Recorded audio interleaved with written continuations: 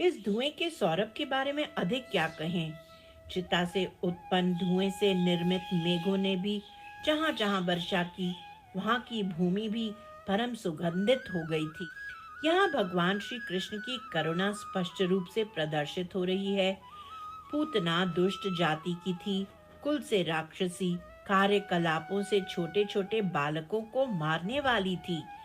उसका भोजन बालकों का रुधिर पीना था, जो बड़ा नीच कोटि का था। उसका अति निकृष्ट उद्देश्य बाल कृष्ण को मारने का था, इसलिए उसने स्तनपान कराया था। लेकिन श्री कृष्ण ने उसके स्तनपान कराने वाले छलपूर्ण मात्र भाव को देखकर ही उसे धात्रियोचित गति प्रदान कर दी। इनसे बड़ा दयालु और कौन होगा। वास्तव में शरण्य तो केवल यही है, क्योंकि ऐसी दुष्ट राक्षसी को भी बालकृष्ण के परम पवित्र कर दिया। कुछ समय के पश्चात ही गोकुलपति श्री नंदराय जी अपने प्राणप्रिय पुत्र को देखने के लिए अति उत्सुक होकर महावन गोकुल स्थित नंद भवन में पहुंचने को हुए। भवन के समीप आते ही उनकी अश्रुधारा बह चली, जिससे उनका सारा शरीर भीग गया। वे कुछ क्षण तो नंद भवन के द्वार पर ही खड़े रह गए। वे देहली पार करने से भी असमर्थ दिख रहे थे। बंधुजनों ने उनकी भुजाओं को पकड़कर उन्हें संभाला और परम अधीर श्री नंदराय जी को धैर्य धारण कराया। उन्होंने दो तीन मित्रों से घिरकर अपने भवन के पौर की देहली को पार किया और स्वर्णिम आसन पर विराजमान हो गए। उस समय उनकी अर्धांगिनी श्री यशोदा जी नंद भवन की अपने ही कुल की देवरानी जेठानी आदि एवं गोकुल की अन्य गोपियों के साथ सामने की ओर से उपस्थित हुईं। इन सभी के साथ श्री उपनंद गोप की पत्नी श्री तुंगी जी भी आई थीं। वे ही बालकृष्ण को हाथों में लिए हुई थीं। उन्होंने श्री नंद रानी के आग्रह से आनंद पूर्वक बालक को आगे करते हुए श्री नंद बाबा की गोद में रख दिया। अपने आत्मज को देखकर श्री नंदराय जी मन ही मन चिंता करने लगे। हाय, यह बालक ग्रह से पीड़ित होने के कारण कहीं दुखी तो नहीं हो गया है। किंतु जब उन्होंने पुत्र को पूर्ण चंद्रमा की तरह हृष्ट पुष्ट देखा, तब वे प्रसन्न हो गए और अपने बालक की रूप सुधा का सम्यक प्रकार से पान करने लगे। बालक के स्पर्श से उनको अनिर्वचनीय स्पर्श सुख प्राप्त हुआ। तत्पश्चात वे कोमलांग बालक का मस्तक सूंघने लगे। अतुलनीय वात्सल्य भाव में वे इस संसार को ही भूल गए। बालक की शोभा को सुखपूर्वक निहार कर कुछ क्षण बाद बोले, हाय, मुझे तो पुत्र प्राप्ति की आशा ही नहीं थी, लेकिन श्री नारायण ने मुझ जैसे दीन पर कृपा करते हुए इस पुत्र को मुझे दिया है।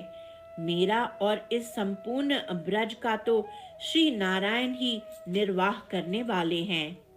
तभी निर्वाह करेंगे, अवश्य निर्वाह करेंगे। इस प्रकार बारंबार उच्चारण करते हुए जटाधारी पौर्णमासी पीछे की ओर से नंद भवन में प्रवेश कर गईं। उस समय वहां पर उपस्थित ब्रजवासी नंद बाबा के वात्सल्य को देखकर इतने भाव विभोर हो गए थे कि तापसी पौर्णमासी के प्रवेश को कोई जान ही नहीं सका। उनके आगमन का पता न चलने का दूसरा कारण पीछे की ओर से प्रवेश करना भी था। जब कुछ क्षण उपरांत ब्रजजनों को पौर्णमासी जी की उपस्थिति का भान हुआ, तब उन्होंने उठकर नमस्कार किया और उनका स्वागत सत्कार किया। श्री नंद बाबा ने पूतना के उत्पातों की संपूर्ण जानकारी श्री पौर्णमासी जी को दी और पूछने लगे, हे तापसी, हमें इस संबंध में और क्या करना चाहिए, कृपया आदेश दें। श्री पौर्णमासी जी सभी पुराणों को जानने वाली थीं, इसलिए वे ब्रह्म वैवर्त पुराण एवं गर्ग संहिता में वर्णित पूतना राक्षसी के पर अपर जन्मों के रहस्यों को भी जानती ही थीं। उन्हें पुराणों के वचन स्मरण हुआए। एक बार असुर सम्राट महाराज बलि के यहाँ श्री वामन भगवान का बटुक का रूप धरकर दान लेने के लिए आए थे। जब बलि महाराज की पुत्री रत्नमाला ने इनके अति सुंदर बाल स्वरूप को देखा, तो उसके हृदय में वात्सल्यमय मातृत्व जन्मा और वह मन ही मन सोचने लगी, यदि यह बालक मेरा पुत्र होता तो मैं इसको अपने स्तन का दूध पिलाती और आनंदित होती। ऐसा सोचते हुए वह मातृभाव से युक्त होकर श्री वामन भगवान को देखने लगी। श्री वामन भगवान तो अंतर्यामी हैं। उन्होंने मन ही मन रत्नमाला को तथास्तु कह दिया। इसके पश्चात वामन भगवान ने 2 पग में सारी त्रिलोकी को नाप लिया और तीसरा पैर रखने के लिए स्थान न देने के कारण बलि महाराज को ताड़न करने लगे। यद्यपि बलि महाराज ने अपना सर भी भगवान के चरण रखने के लिए समर्पित कर दिया था, तब भी वामन भगवान ने उनको नागपाश में बंदी बना लिया और उनका स्वर्ग पद छीन लिया।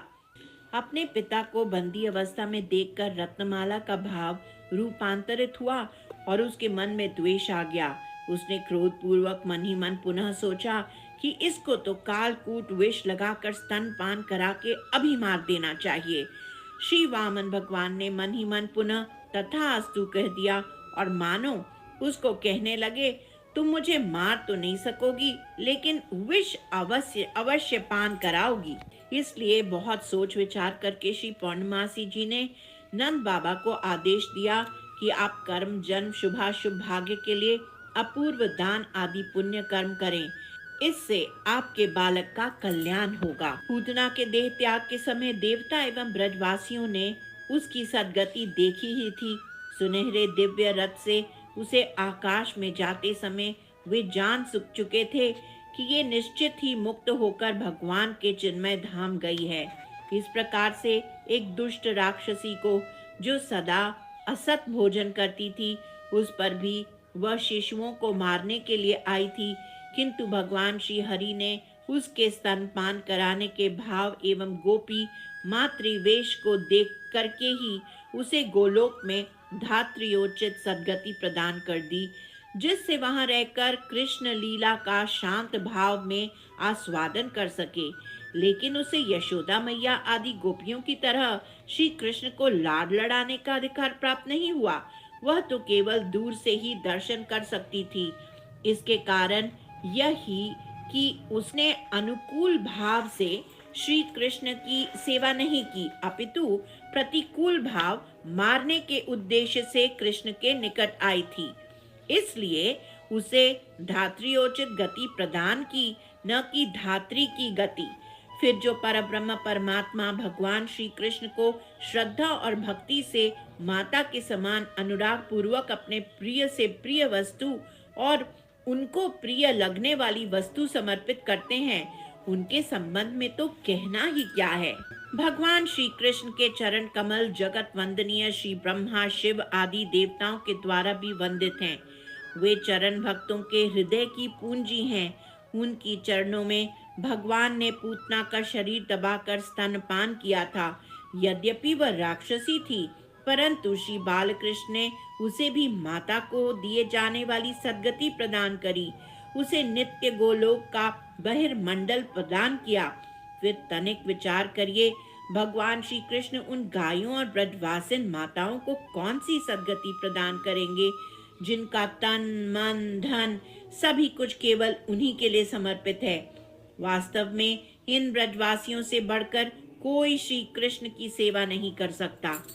भक्ति योग में किया गया प्रयास न तो विफल होता है, न ही इस परिक्रिया में कोई दोष है।